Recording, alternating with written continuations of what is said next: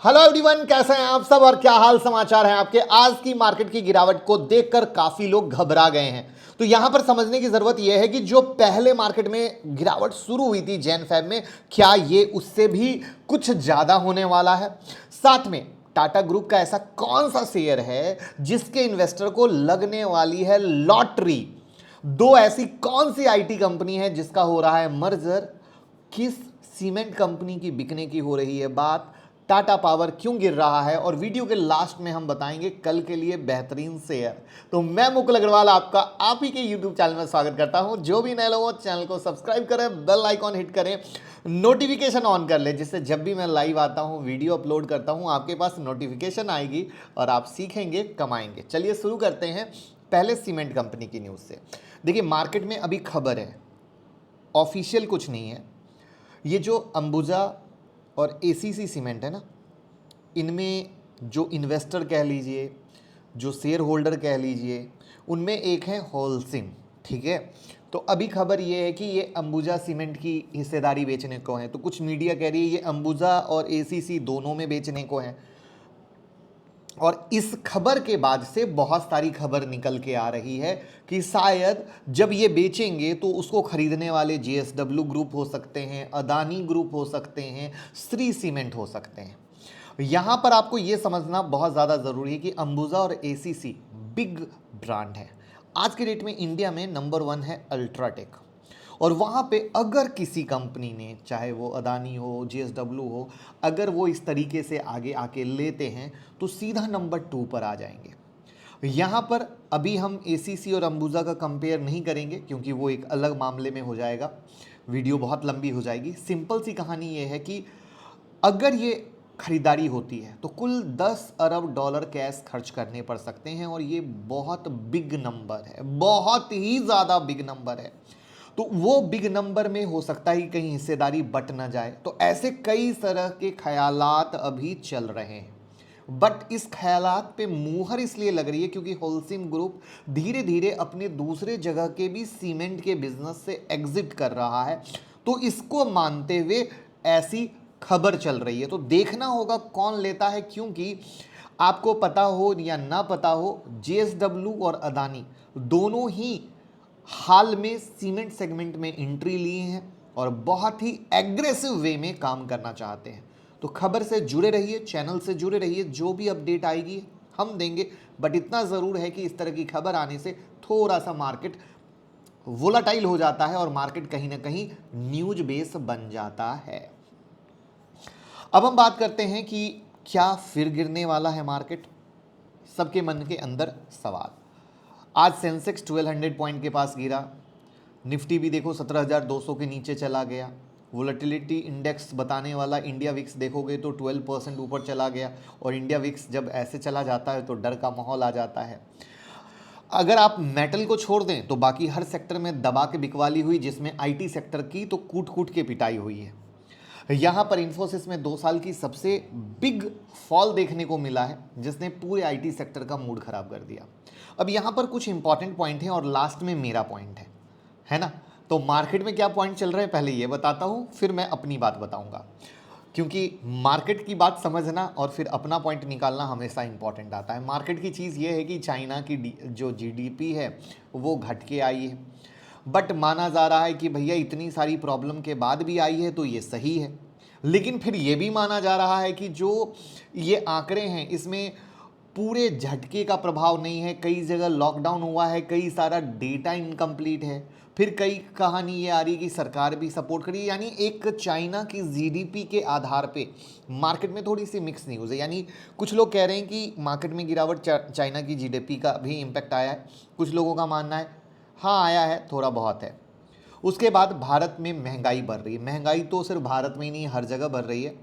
और मार्च में खुदरा महंगाई 6.95 पर रही। और लगातार इन सब चीज़ के मद्देनज़र आरबीआई रेपो रेट बढ़ा सकता है, जो अभी तक नहीं बढ़ाया है वो इम्पैक्ट दिख सकता है और तब मार्केट में गिरावट आ सकती है, जो एक्चुअली मार्केट पहले सेंस कर लेता है, ये इम्पैक्ट निकल के आ रहा है। आईटी इंडेक्स में जो गिरावट देखी, जिसमें मैंने बताया कि इन्फोसिस में 2 साल की सबसे ज़्यादा गिरावट है, और वहाँ पर टीसीएस देख लो, टेक महिंद्रा देख लो, एचसीएल टेक देख लो, सारे दिग्गज शेयर की जम के पिटाई हुई है। रीज़न ऑलरेडी रिजल्ट बहुत ही डिसअपॉइंटेड थे, तो इन सब के मद्देनज़र मार्केट पर एक कंप्लीट असर पड़ा।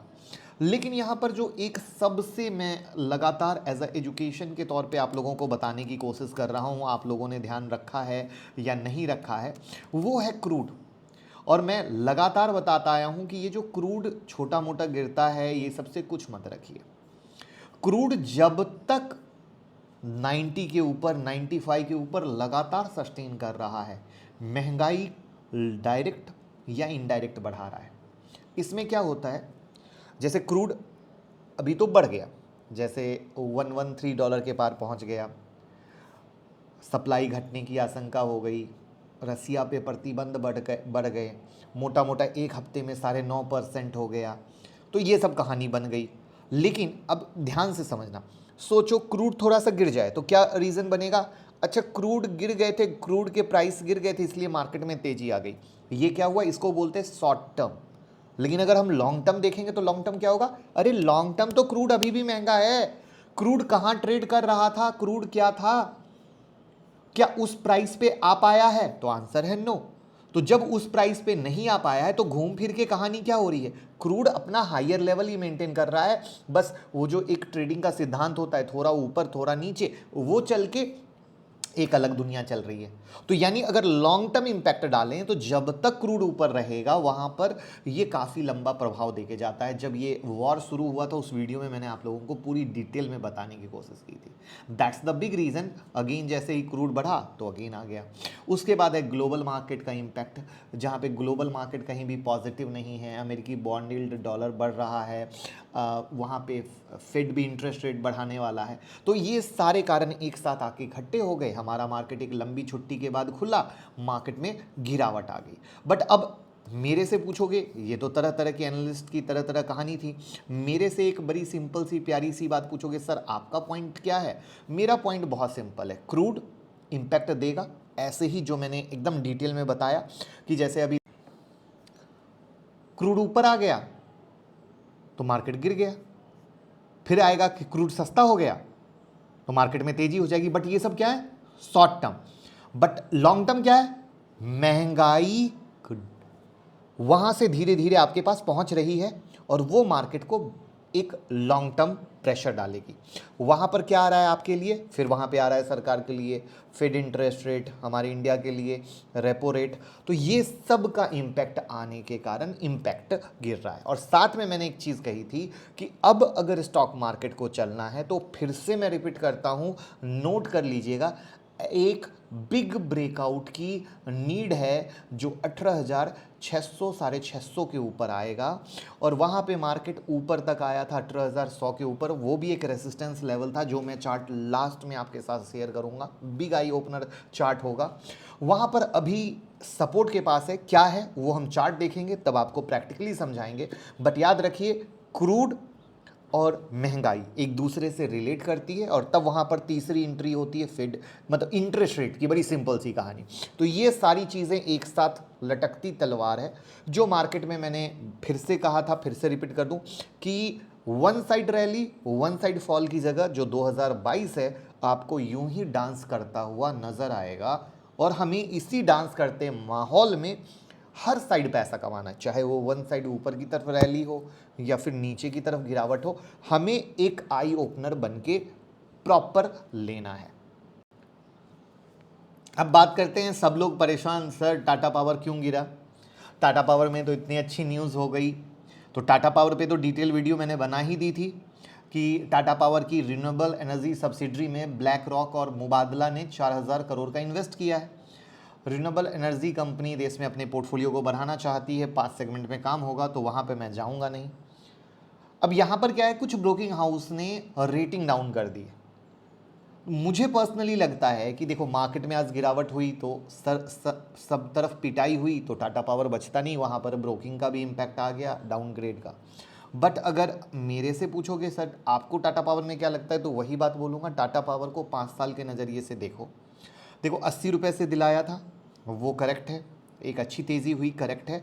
अब मार्केट कहता है ये जो फंडिंग आपको आ रही है, जैसे फर्स्ट इंस्टॉलमेंट जून के लास्ट में आने वाला है, आप उससे क्या एक्शन करते हो, उससे क्या हमें कुछ नया देखने को मिलता है, मेरे को उसका वेट है।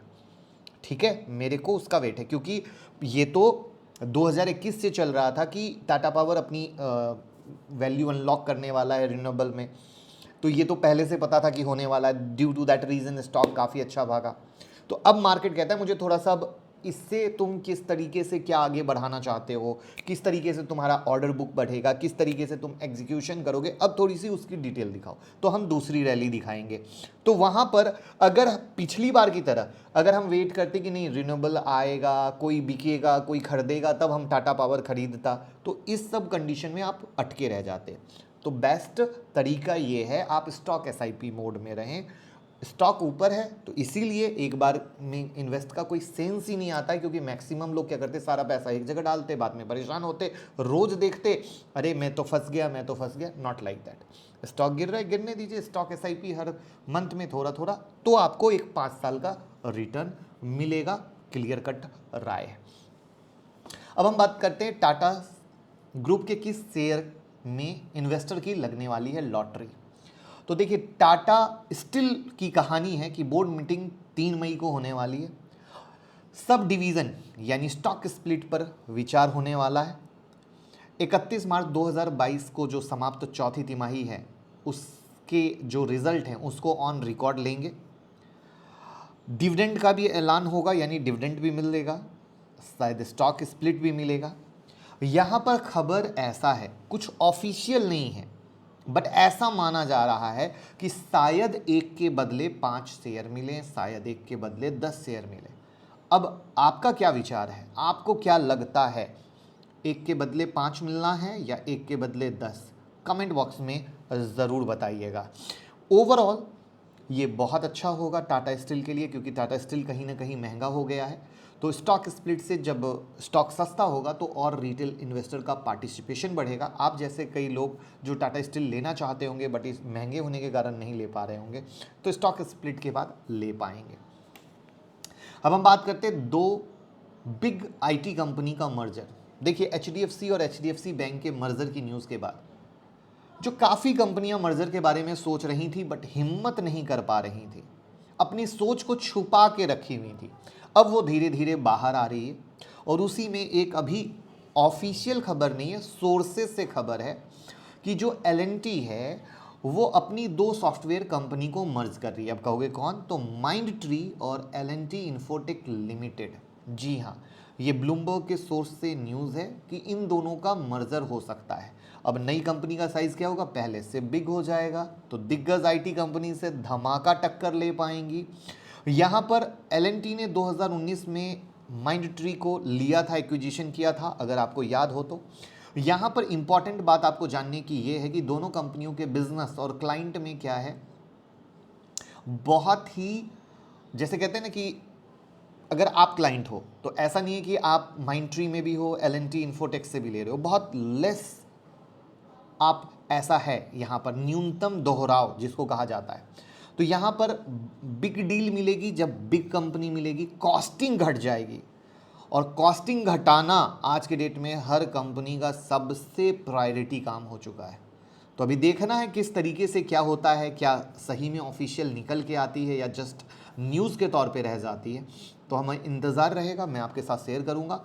ट्विटर से आप जुड़ सकते हैं, लिंक डिस्क्रिप्शन में है, जिसमें इस तरह की न्यूज़ डाली जाती है। और साथ में एक और इन्फॉर्मेशन दूंगा, काफ़ी सारे फर्जी टेलीग्राम चैनल मेरे नाम से चल रहे हैं, प्लीज़ किसी से मत जुड़िएगा, आप किसी भी फर्जी के शिकार हो सकते हैं। जो रियल लिंक है वो डिस्क्रिप्शन में है, 2.5 लाख लोग जुड़े हुए हैं, करीब 2.5 लाख लोग हैं, सिर्फ वही ओरिजिनल लिंक है, बाकी ना जुड़े। अब चलते हैं हम चार्ट पे। चार्ट पर उससे पहले कुछ इंपॉर्टेंट वीडियो अपलोड हो चुकी है। डॉली खन्ना के कौन से ऐसे शेयर हैं जिसको लेकर आप भी पैसा कमा सकते हैं, वो हमने यहाँ पर बताया है। टाटा ग्रुप ने किस कंपनी को डूबने से बचाया है, एक बिग बेहतरीन वीडियो। और आप लोग परेशान हैं कि HDFC और HDFC बैंक मर्जर के अनाउंसमेंट के बाद भी क्यों गिर रहा है, वो ये है। तो ऐसी बहुत बेहतरीन वीडियो है, तो आपके सामने स्क्रीन पर दिख रही है, आप इसको देखकर फ़ायदा ले सकते हैं। और साथ में ट्विटर से जुड़ जाएंगे तो टेक्निकल एनालिसिस के चार्ट, मार्केट की न्यूज़, सब कुछ आपको मिलनी शुरू हो जाएगी। तो अब हम शुरू करते हैं निफ्टी से, जो हमने बताया था। निफ्टी देखो, ये जो मैं लगातार कह रहा था, इसके जो ओल्ड रेसिस्टेंस है वहीं से गिर रहा है और रियल ब्रेकआउट मस्ट नीडफुल है। यहाँ पर ये अपने सपोर्ट एरिया के पास आया जो 17,100 के पास का था और वहाँ से जंप मारा है। यानी मोटा मोटा अगर आप देख के चलोगे तो हम ऐसा पकड़ के चलते हैं कि ये जो 17,000 का एरिया है इसका सपोर्ट एरिया है। तो वी हैव टू फोकस कि क्या करता है, क्योंकि फर्स्ट डे जब मार्केट इतना गैप डाउन खुलता है तो नेक्स्ट डे थोड़ा सा सेटल होने देना चाहिए, जल्दबाजी नहीं करनी चाहिए। बाकी ओवरऑल अगर ऊपर में रेसिस्टेंस कहेंगे तो 17,370 और 17,500 का जो रेसिस्टेंस है वो एज इट इज़ वैलिड है। तो यानी कल थोड़ा सा सेटल होगा और मुझे कुछ लगेगा तो लाइव मार्केट में मैं आपके साथ ट्विटर टेलीग्राम पे ज़रूर शेयर करूँगा। वहाँ पे अगर बैंक निफ्टी पे देखते हैं तो bank Nifty same to same gap down खुला है और यहाँ पर अपने 37,000 के रेसिस्टेंस के नीचे आ चुका है। यानी 37,000 के नीचे आ चुका है, तो अभी इसका सपोर्ट अब दूर का है 35,500 के पास का।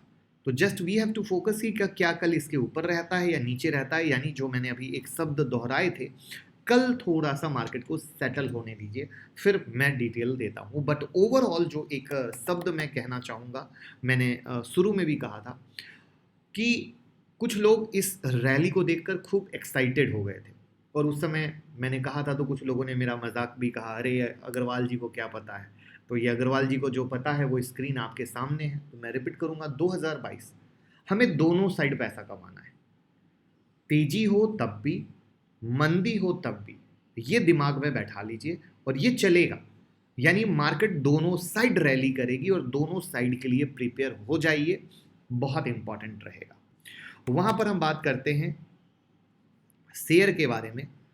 तो वन बाय वन आईटीसी का शेयर ऑलरेडी हमारे 265-267 के लेवल के ऊपर चल रहा है, जिसमें अच्छी तेजी होने के लिए इसे 275 के ऊपर चलना ज़रूरी है। उसके बाद CESC का लेवल जो हमने दे रखा है 88 के ऊपर, 89 के ऊपर चलना ज़रूरी, यानी 88-89 इसका मेक और ब्रेक का लेवल है। उसके बाद हमने आप लोगों के साथ वीडियो बनाई थी टॉप, कौन सा, हिंदुस्तान एरोनॉटिक्स डिफेंस के शेयर लगा देंगे आग। जब से ये वीडियो बन रही है लगातार ऊपर जा रहा है। उसके बाद चार्ट पे भी रात के 8:30 बजे के शो में हर बार ब्रेकआउट पे दिलाया है। तो मज़ा लेते रहिए। जिनके पास भी है ट्रेलिंग स्टॉप लॉस खेलिए, मेरे से पूछिएगा आज लेने, तो मैं कहूँगा भैया वो वीडियो बनाई थी तब क्यों नहीं लिया। Same to same BDL Bharat Dynamics, हर ब्रेकआउट पे मार्केट बेहतरीन पैसा दे रहा है। यहाँ पर भी 780 का ब्रेकआउट हुआ और बेहतरीन चल रहा है। तो मज़ा लेते रहिए। आई होप आप लोग के पास हो, आप लोगों ने पैसा कमाया हो। अब हम बात करते हैं मिर्ज़ा इंटरनेशनल की, जिसमें 188 के ऊपर में हमने बताया था, ठीक है। और उसके अलावा जो कहानी है वो ये है कि यहाँ पे 225 इसका नेक्स्ट मेक और ब्रेक का लेवल है। अब आप कहेंगे मेक और ब्रेक क्या है, इसको भी मैं समझा देता हूँ। ये देखिए, यहाँ पे मार्केट आया, रेसिस्टेंस था।